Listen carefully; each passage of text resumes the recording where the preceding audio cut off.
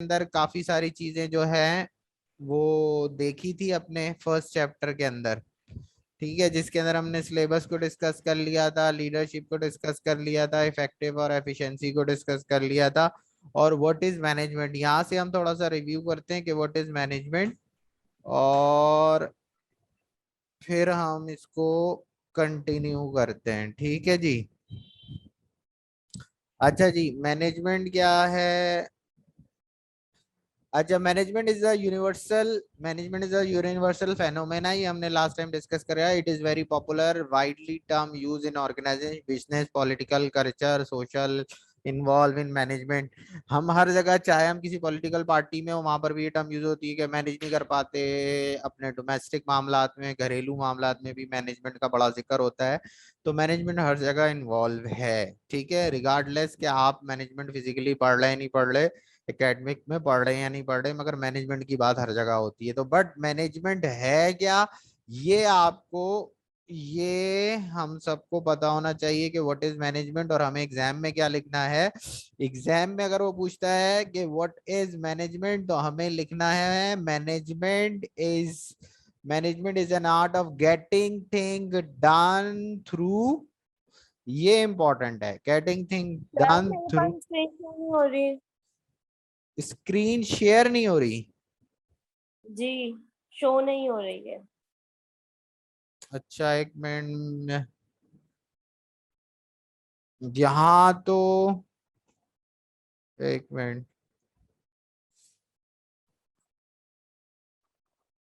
बाकी सबको शो हो रही है? Yes sir. जी सर। अच्छा, आप जो है ना दोबारा से लॉग आउट होकर दोबारा से लॉग इन करें, मैं आपको एडमिट करता हूँ, इंशाल्लाह हो जाएगी। ठीक है।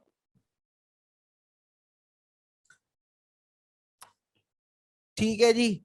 मैनेजमेंट, जब आपसे एग्जामिनर पूछेगा कि मैनेजमेंट क्या है, तो आप हमेशा ये आप फिक्स बात कर लें कि मैनेजमेंट क्या होती है, कि मैनेजमेंट ऐसे लोगों को तैयार करता है, मैनेजर, जो उसके कहने के मुताबिक काम करते हों। मैनेजर वो नहीं है जो हर काम अपना खुद कर ले। अगर खुद से करेगा तो कभी भी वो एफिशिएंटली सारे कामों को नहीं कर पाएगा।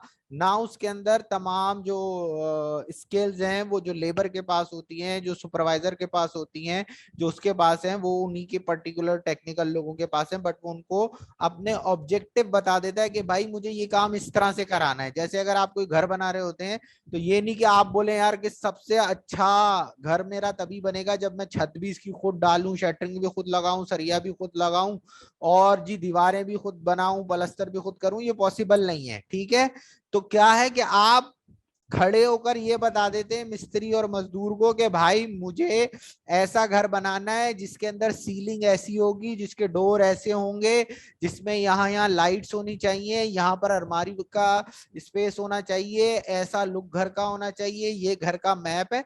तो आप उसको डायरेक्ट करते हैं, सिर्फ आप उसको इंस्ट्रक्शन देते हैं। तो मैनेजमेंट क्या है? मैनेजमेंट एक आर्ट है, getting thing done through and with the people, जो लोगों के साथ रहते हुए काम करता है और लोगों से अपने डिजायरेबल ऑब्जेक्ट को अचीव कराता है। ठीक है, तो मैनेजर खुद से काम नहीं करता, मैनेजर खुद से सारे काम नहीं करता, बल्कि मैनेजर ऐसा एनवायरनमेंट क्रिएट करता है जिसमें वो लोगों से काम को लेता है। ठीक है, तो यहाँ पर क्या है? Management is an art on getting thing done through and with the people in formal organisation. जो फॉर्मल ऑर्गेनाइजेशन और ग्रुप होते हैं उसके अंदर ऐसा होता है।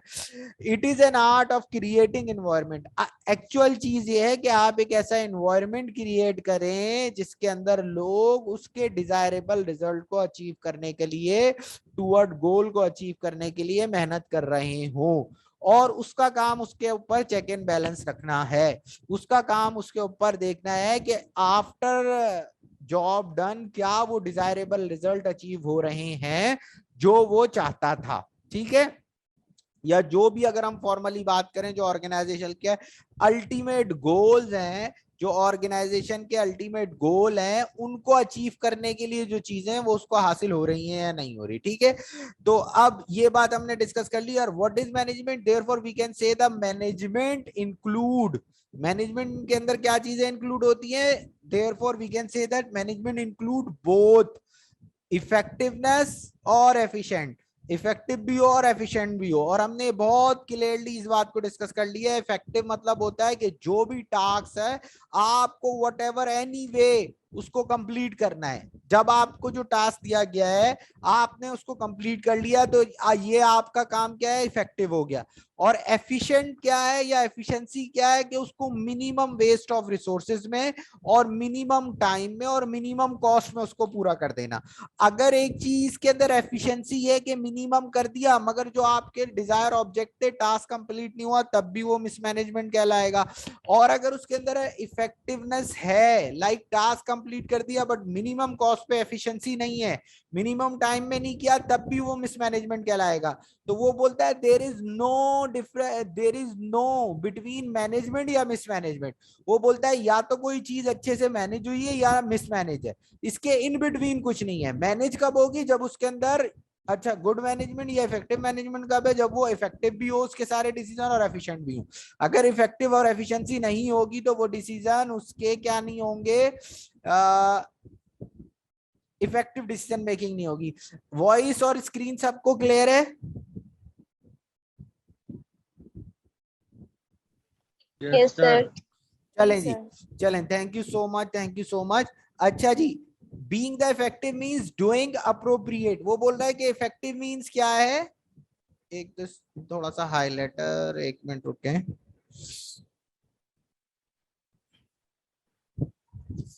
अच्छा वो कह रहा है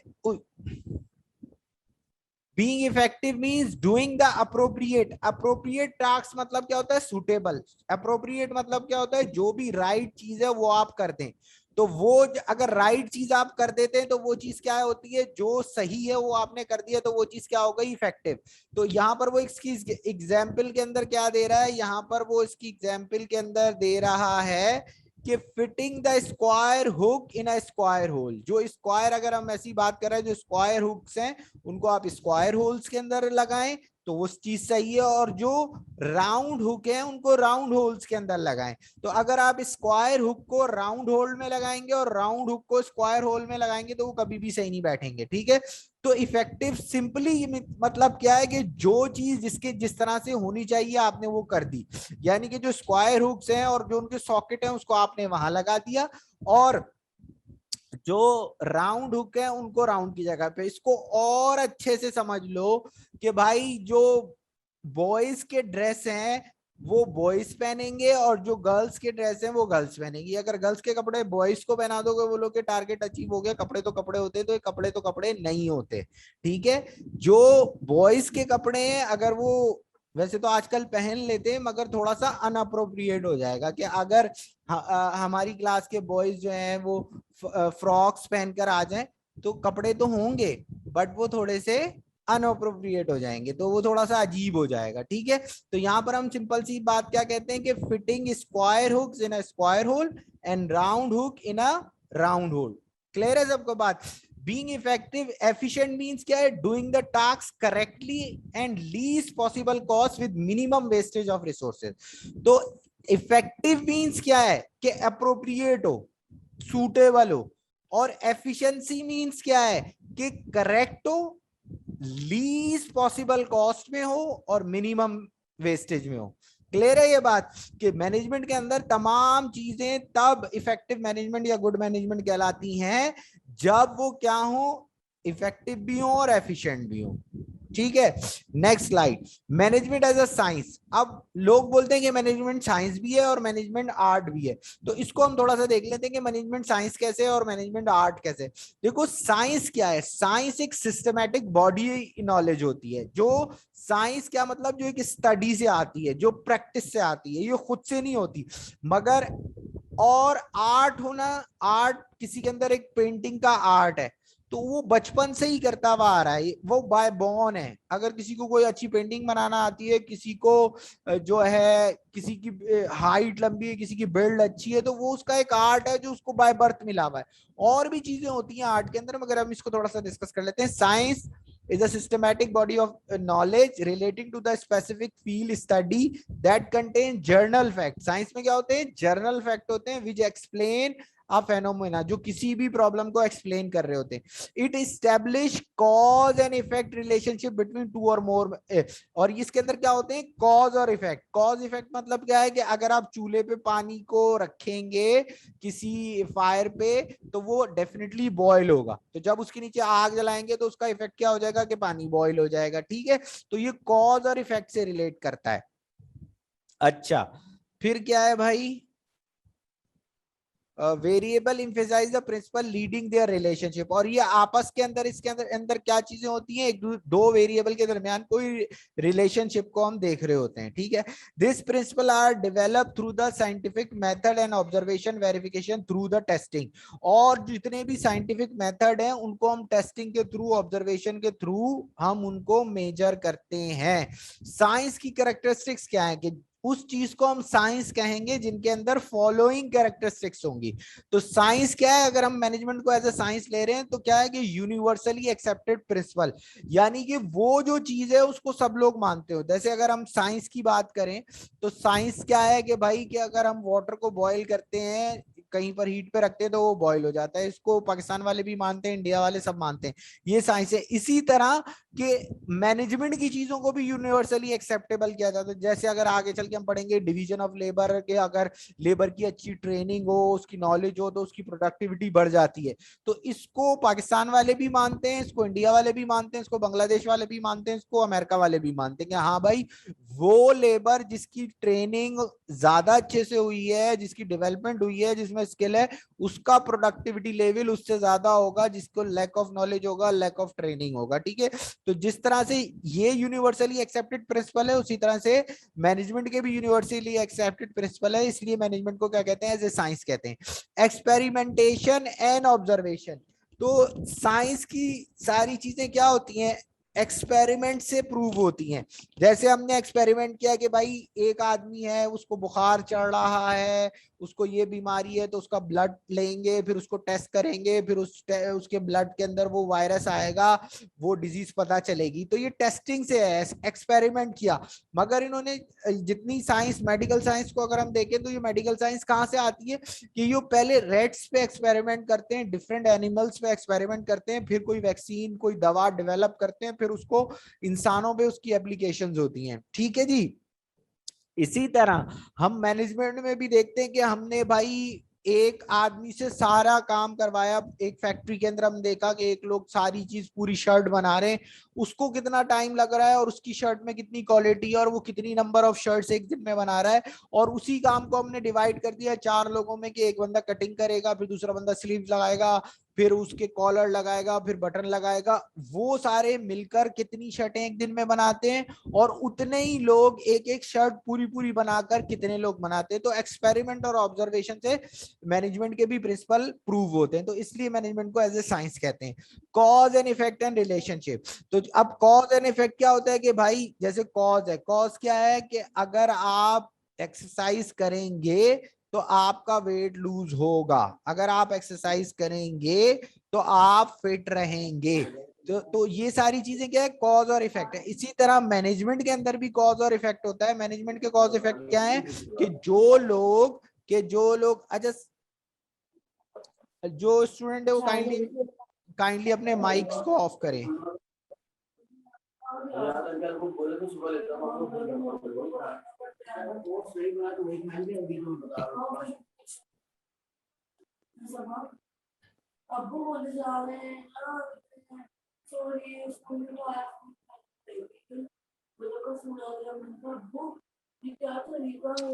स्टूडेंट अपने माइक्स को ऑफ कर लें प्लीज.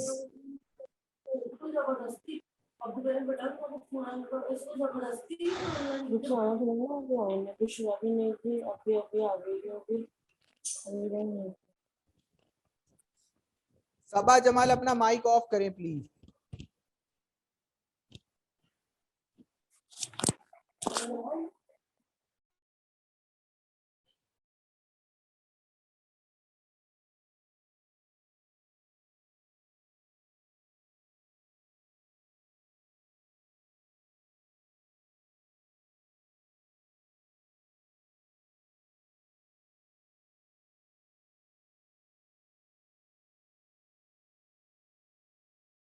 अच्छा जी, अभी अब वॉइस वॉइस आ रही है सबको? Yes sir. ठीक है, तो हम ये डिस्कस कर जी रहे सर आ थे। रही है। ठीक है ठीक है। अच्छा, हम जी ये डिस्कस कर रहे थे कि मैनेजमेंट एज अ साइंस, तो मैनेजमेंट एज अ साइंस जो जो कैरेक्टरिस्टिक्स और क्वालिटी साइंस के अंदर होती हैं वही ऑलमोस्ट मैनेजमेंट में भी होती हैं, तो इसलिए हम मैनेजमेंट को एज अ साइंस डिस्कस करते हैं। Test of validity and predictability. अच्छा देखो, इसकी टेस्टिंग होती है। साइंस की जितनी भी मेडिसिन हैं या जितने भी साइंस के लॉ हैं, पहले उसकी टेस्ट होते हैं और फिर वो एक रूल बन जाता है, कॉमन लॉ बन जाता है, जिसको आगे आने वाले लोगों को पढ़ाया जाता है और उसका फॉर्मूला लिख दिया जाता है कि भाई ये करोगे तो ये होगा, H2O को इससे मिलाओगे तो ये हो जाएगा, ये हो जाएगा, ये हो जाएगा। वो टेस्टिंग के बाद एक फिक्स चीज हो जाती है और आने वाले जितने लोग होते हैं वो उसको उसी प्रोसीजर पे करते हैं। इसी तरह मैनेजमेंट की भी जो रूल है कि भाई जब डिवीजन ऑफ लेबर होगा, एक टाइम टू टाइम लोगों की ट्रेनिंग होगी, अगर लोगों से 9 to 5 जॉब कराई जाएगी, अगर लोगों में ये स्किल्स होंगी तो उनका प्रोडक्शन नॉर्मली इतने नंबर ऑफ यूनिट वो प्रोड्यूस कर देंगे या उनके काम में इतनी क्वालिटी होगी। ये चीजें प्री डिसाइडेड हैं और यही चीजें फिर ऑर्गेनाइजेशन में फॉलो होती हैं, तो इसकी भी वैलिडिटी और टेस्टिंग होती है, इसलिए इसको मैनेजमेंट को क्या हम कहते हैं, साइंस। अच्छा, मैनेजमेंट एज आर्ट। जब हम मैनेजमेंट को एज ए आर्ट डिस्कस करते हैं तो आर्ट क्या है भाई, इसको थोड़ा सा देख लेते हैं। Art implies the application of knowledge and skill to trying about the desire result. अब इंसान की जो नॉलेज और इसकी स्किल्स हैं, बाज स्किल्स इंसान के अंदर बिल्टन होती हैं, चाहे उसकी सोचने की स्किल्स हो, उसके अंदर जल्दी पिक करने की स्किल्स हो, उसके अंदर किसी काम को ज्यादा बेहतर तरीके करने की स्किल हो, तो वो उसके अंदर जो होती है वो बिल्टन होती है, तो इस चीज को हम आर्ट कहते हैं। तो यहाँ कह रहा है art implies the application of knowledge and skill to trying about the desire result. वो जहां पर भी हैं या जिस भी ऑर्गेनाइजेशन में हैं, उसके जो रिजल्ट है उनको अपनी जो इनहेरिटेंट उसकी स्किल है वो जो उसको मिली है उससे उसको अचीव करने की कोशिश करता है। एंड आर्ट में be define as personalized application of journal theoretical principle to achieving best possible result। Art क्या है, जो उसकी पर्सनल स्किल है, जो उसके अंदर पहले से मौजूद है, उसकी बेसिस पे वो बेस्ट पॉसिबल रिजल्ट्स को हासिल करता है। Art has been the following characteristics. Art के अंदर ये कैरेक्टरिस्टिक्स होती है। एक तो प्रैक्टिकल नॉलेज। आर्ट कैसे आता है कि अगर एक आदमी बहुत अच्छी पेंटिंग बना रहा है, एक आदमी बहुत अच्छी ड्राइविंग कर रहा है, एक आदमी बहुत अच्छा खाना बनाता है या कोई खातून बहुत अच्छा खाना बनाती है, तो वो खाना बनाया है, ऐसा नहीं हुआ कि एक वन फाइन मॉर्निंग पे वो सुबह उठी, उन्होंने बोला कि मैं मंडे से बस खाना बनाऊंगी और मंडे को वो उठी और उन्होंने दुनिया की बेस्ट बिरयानी बना ली। ऐसा नहीं हो सकता, बल्कि उन्होंने पहले अपनी मदर को देखा होगा या किसी को देखा होगा, फिर बनाई होगी, फिर खराब बनी होगी और करते करते प्रैक्टिस करते करते टाइम आएगा कि वो उसमें एक्सपर्ट हो जाएंगे। तो आर्ट कैसे आता है, प्रैक्टिकल नॉलेज से आता है, पर्सनल स्किल से आता है, उनकी अपनी क्रिएटिविटी से आता है। तो क्रिएटिविटी क्या होती है, लोगों के अंदर बिल्टन होती है क्रिएटिव। कुछ लोग होते हैं जो रिलेंटेंट होते हैं, जो अक्सर डरते हैं कि भाई मैं यू करूंगा इसका पता नहीं क्या रिजल्ट होगा, और वो कभी इनिशिएटिव लेते ही नहीं है। मगर कुछ लोग होते हैं जो बहुत ज्यादा रिस्क टेकर होते हैं और उनमें क्रिएटिविटी होती है, जब वो सोचते हैं और वो कॉन्फिडेंट होते हैं कि हम इसको कर जाएंगे, और चाहे वॉटेवर इसका जो भी रिजल्ट होगा, मगर उसके वो बैड्स को इग्नोर करके उसकी अच्छी चीजों को देखकर वो अचीव करते हैं और फिर वो कर भी जाते हैं। तो उनको क्रिएटिव कहते हैं कि वो कुछ न्यू करना, कुछ समथिंग नया करना। जैसे ब्राइट है, अब ब्राइट की स्पेलिंग वैसे तो डिफरेंट होती है, मगर ब्राइट को जो ब्राइट सर्फ वाले हैं उन्होंने डिफरेंट तरह से लिखा है। अगर कोई पहले आप और हम बोले तो बोलेंगे कि लोग मजाक उड़ाएंगे कि इसको ब्राइट की स्पेलिंग ही नहीं आती, इसको एक्सपर्ट को EX से लिखते हैं, मगर बहुत ज्यादा जगह एक्सपर्ट X से लिखा हुआ है और वो लोगो भी हैं। तो किसी ने तो सोचा होगा उनमें क्रिएटिविटी है कि एक्सपर्ट को अगर आप और मैं सोचे तो ये बोलेंगे यार एक्सपर्ट को, ये बोलेंगे इंग्लिश ही नहीं आती, EX से लिखा जाता है और ये एक्सपर्ट को सिर्फ X से स्टार्ट कर रहा है। तो ये क्रिएटिविटी है, ठीक है, ये लोगों में होती है। तो इसलिए जो मैनेजर होते हैं उनके अंदर भी अगर क्रिएटिविटी होगी तो वो उनके अंदर इनहेरिटेंट होगी, और इनहेरिटेंट होगी और इसलिए उसको एज ए आर्ट कहते हैं।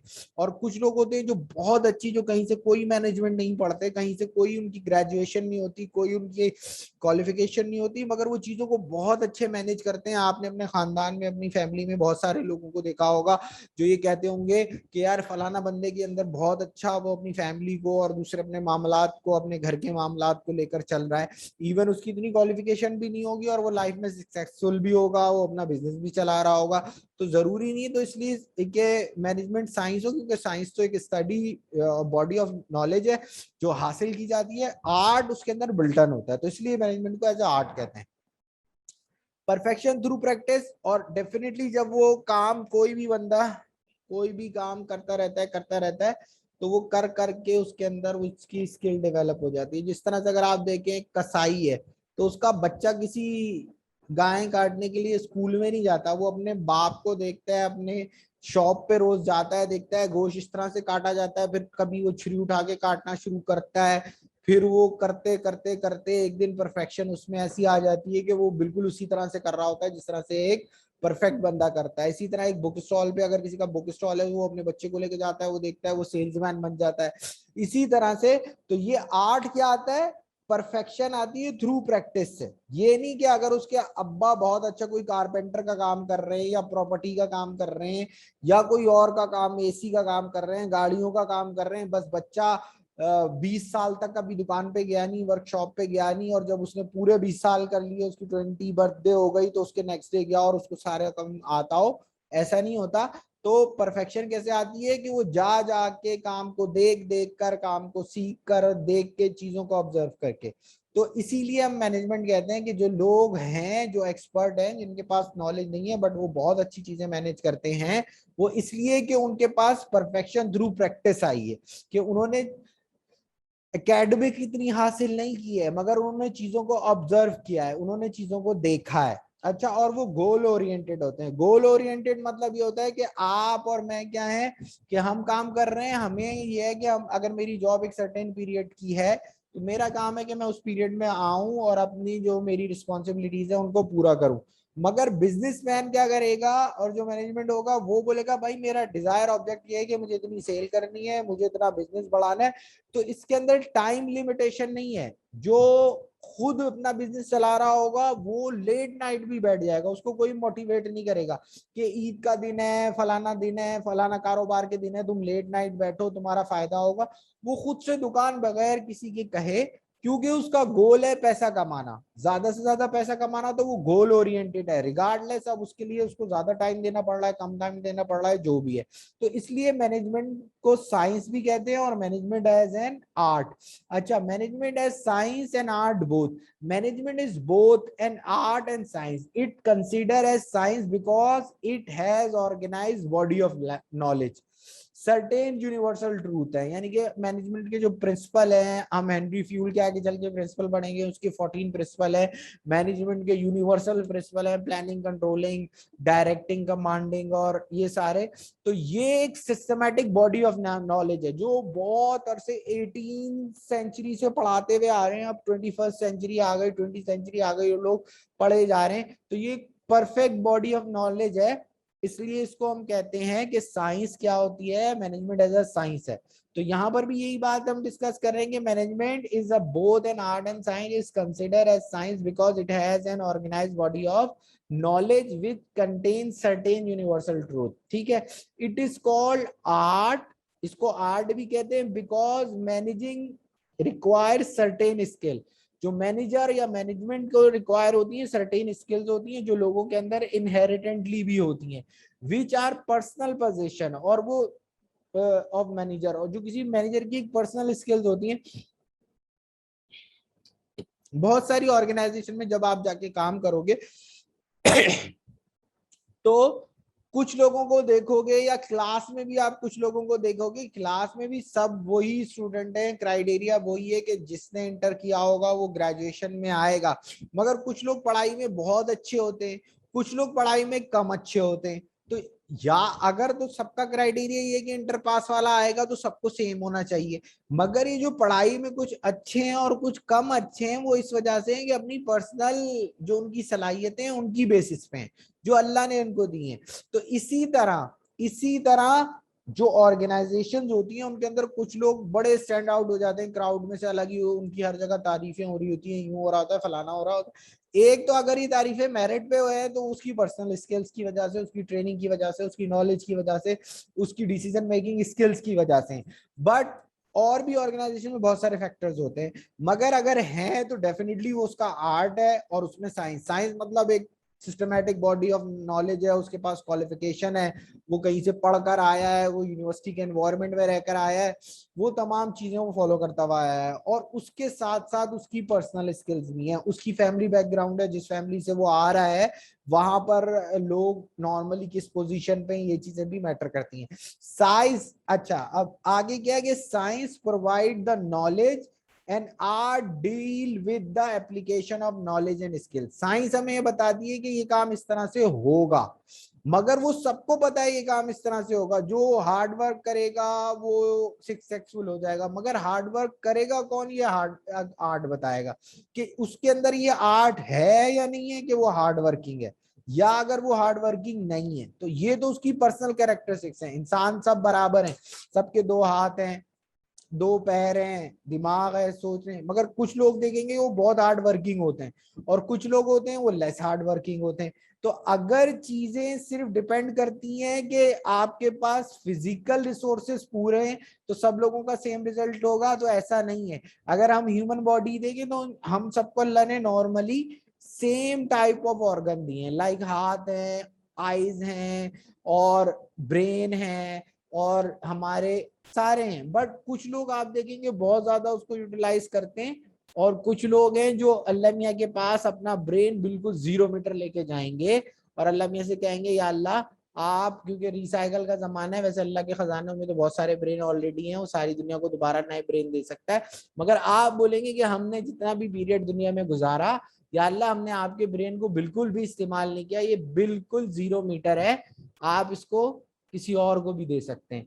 तो जो लोग हैं वो, अगर जो लोग हैं जो अपनी सलाहियतों को अच्छे से इस्तेमाल करते हैं, जो लोग हैं जो अपनी सलाहियतों को अच्छे से इस्तेमाल करते हैं वो बहुत ज्यादा सक्सेसफुल हो जाते हैं। जो अपनी सलाहियतों को लेस इस्तेमाल करते हैं वो कम सक्सेसफुल होते हैं। ठीक है, तो ये भी डिपेंड करता है पर्सन टू पर्सन, तमाम पर्सन टू पर्सन जो सलाहियतें लोगों की डिफरेंट होती हैं। तो इसीलिए मैनेजमेंट को साइंस भी कहते हैं और मैनेजमेंट को आर्ट भी कहते हैं।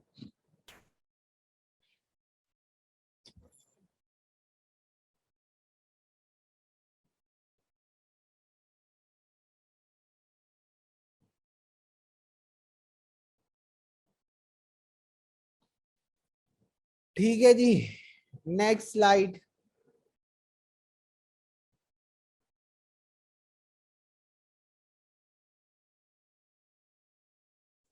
अच्छा, अब हमारे हमारे सिलेबस में दो लोगों को बहुत ज्यादा इंपॉर्टेंस दी गई है, जो हमारा न्यू सिलेबस है अकॉर्डिंग टू यूनिवर्सिटी, जिसके अंदर एक हेनरी फ्यूल है और एक टेलर है। इनकी एक जो साइंटिफिक मैनेजमेंट की थ्योरी है, ये भी आपके जो फर्स्ट चैप्टर जो केयू ने बताया है उसके अंदर, इसके अंदर भी बहुत ज्यादा है। और एक है हेनरी फ्यूल। वैसे तो और भी बहुत ज्यादा लोग हैं जिनको बहुत अच्छा अच्छा जिनका कंट्रीब्यूशन है मैनेजमेंट में, मगर इन दो लोगों को स्पेशली अगर आप केयू का सिलेबस भी देखें तो उसमें भी इनकी थ्योरीज के बारे में उन्होंने मेंशन किया है। और इनकी जो थ्योरी है वो क्या होगी, इनकी थ्योरी जो है आपसे पूछी जाएगी। अच्छा, हेनरी फ्यूल कौन है भाई? Henri Fayol also known as father of modern management. एक क्लासिकल मैनेजमेंट है जिसके अंदर टेलर हैं, और अगर और पहले जाएं तो एडम स्मिथ तक चले जाएंगे जो इकोनॉमिस्ट वाले हैं, इकोनॉमिक्स वाले हैं हमारे। बट जब हम मैनेजमेंट की बात करते हैं तो ये जो मॉडर्न है, जो न्यू थ्योरीज दी हैं वो किसने दी हैं? हेनरी फ्यूल का उसके अंदर बहुत ज्यादा कंट्रीब्यूशन है। तो Henri Fayol also known as the father of modern management theory gave a new perception of the concept of management. और इन्होंने एक नया आइडिया, एक नई सोच, न्यू परसेप्शन दिया है मैनेजमेंट के बारे में। He introduce the general theory that can be applied at all level of management and every department। इन्होंने ऐसे 14 अपने प्रिंसिपल दिए यूनिवर्सली कि जो तमाम इंडस्ट्री, तमाम ऑलमोस्ट मैनेजमेंट लेवल पे और तमाम ऑर्गेनाइजेशन में जिनकी एप्लीकेशन होती है। जबकि अगर हम क्लासिकल मैनेजमेंट थ्योरीज की बात करें तो वो सर्टेन एरिया पे अप्लाई होते थे, सर्टेन एरिया पे अप्लाई नहीं होते थे। तो इसलिए पहले देखना पड़ता था कि यहाँ पर ये चीजें अप्लाई हो रही हैं या नहीं हो रही। मगर जब हेनरी फ्यूल आए और हेनरी फ्यूल ने अपनी थ्योरी दी, तो इनकी थ्योरी के अंदर इन्होंने ऐसे 14 प्रिंसिपल दिए जिनको अभी हम डिस्कस करेंगे, यूनिवर्सल प्रिंसिपल, जो ऑल लेवल ऑफ ऑर्गेनाइजेशन में, ऑल डिपार्टमेंट में जिनकी एप्लीकेशन थी। ठीक है, अच्छा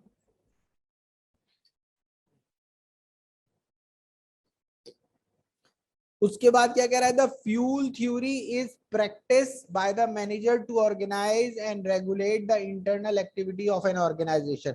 जो भी फ्यूल्स की थ्योरी थी वो इंटरनल ऑर्गेनाइजेशन के लिए बहुत ज्यादा थी, कि इंटरनल ऑर्गेनाइजेशन को कैसे कंट्रोल को इंप्रूव किया जा सकता है, कैसे प्रोडक्शन प्रोसेस को इंप्रूव किया जा सकता है, कैसे लोगों को ज्यादा सेटिस्फैक्टरी हो सकता है, किस तरह से हमारे एम्प्लॉय ज्यादा लॉयल होंगे और ज्यादा परफॉर्मेंस कर सकते हैं। He concentrate accomplishment of management efficiency. Efficiency पे इन्होंने बहुत ज्यादा जोर दिया था। और एफिशिएंसी मतलब क्या होता है, कि मिनिमम वेस्ट ऑफ रिसोर्सेज हो, कि मिनिमम वेस्ट ऑफ सॉरी, अगर एफिशिएंसी क्या होता है, कि मिनिमम वेस्ट ऑफ रिसोर्सेज हो और लीस्ट टाइम में हो, कम से कम टाइम में और कम से कम वेस्ट ऑफ रिसोर्सेज में किसी एक्टिविटी को परफॉर्म करना एफिशिएंसी कहलाती है मैनेजमेंट में। अब principle is refer to the fundamental truth, जो हमारा एक फंडामेंटल ट्रूथ है, it establish cause and effect relation between two or more variable under given situation. वही बात जो हमने पहले डिस्कस की थी, कि जो साइंस है वो कॉज और इफेक्ट बताता है, इन्होंने भी कॉज और इफेक्ट बताया, कि अगर लोग ट्रेंड होंगे, अगर लोगों का डिवीजन ऑफ लेबर होगा, अगर लोगों को रेमुनरेशन, मुआवजा, सैलरी अच्छी होंगी, अगर उनके बेनिफिट्स अच्छे होंगे, अगर उनको जॉब सेटिस्फेक्शन होगी, तो वर्कर्स जो हैं वो ज्यादा प्रोडक्टिव होंगे एज कंपेयर टू दूसरे वर्कर्स के। तो ये उन्होंने ये जो है कॉज और इफेक्ट्स को बहुत ज्यादा एम्फसाइज किया। They serve as a guide through an action, और इन्होंने एक्शन के थ्रू इन सब चीजों को अपनी थ्योरी के थ्रू और एक्शंस के थ्रू अपनी जो है मैनेजमेंट में बताया। Therefore management principle are the statement of fundamental truth based on the logic which provide the guideline of managerial decision making and action। इन्होंने जितने भी अभी आगे चल के हम इनके रूल पढ़ेंगे, वो उनके अंदर यही बात है कि किस तरह से हम ऑर्गेनाइजेशन के गोल्स को आसानी से अचीव कर सकते हैं, किस तरह से ऑर्गेनाइजेशन की डिसीजन मेकिंग इफेक्टिव हो सकती है, किस तरह से वर्कर के, लेबर्स के, सुपरवाइजर के, लोअर मैनेजमेंट और टॉप मैनेजमेंट बहुत ज्यादा मोटिवेटेड होकर काम करेगी, ताकि ऑर्गेनाइजेशन के अल्टीमेट गोल अचीव हो जाए। ठीक है, दीज प्रिंसिपल आर, और ये प्रिंसिपल किस चीज की बेसिस पर, ये प्रिंसिपल किस चीज की बेसिस पर आए हैं, on the basis of observation and analysis, practical experience of manager. जितने भी पुराने लोग और उनका जितना एक्सपीरियंस था, उनके इंटरव्यू, उनकी थ्योरी और उनकी प्रैक्टिस की बेसिस पे ये रूल जो है उन्होंने ड्राइव किए हैं। बाय कंडक्टिंग एक्सपेरिमेंटल स्टडी, और उस पर फिर एक्सपेरिमेंट भी किया गया, कि जिन लोगों को डिवीजन ऑफ लेबर से काम लेकर देखा, स्पेशलाइजेशन कराई, ट्रेनिंग कराई, उनको अच्छे रिवॉर्ड्स दिए, उसके बाद जो रिजल्ट आए उन रिजल्ट्स को नोट किया, और उससे उन्होंने एक मैनेजमेंट के प्रिंसिपल बनाए। ठीक है, इसके इंशाल्लाह हम अपनी नेक्स्ट क्लास के अंदर इनके 14 प्रिंसिपल को इंशाल्लाह डिस्कस करेंगे। ठीक है, और ये तमाम चीजें हम अकॉर्डिंग टू सिलेबस चल रहे हैं। अगर आप केयू की ऑफिशियल साइट पे उसका कंडेंस सिलेबस देखेंगे तो आपको ये चीजें वहां पर भी मिल जाएंगी। ठीक है, thank you so much, thank you so much, अस्सलाम वालेकुम।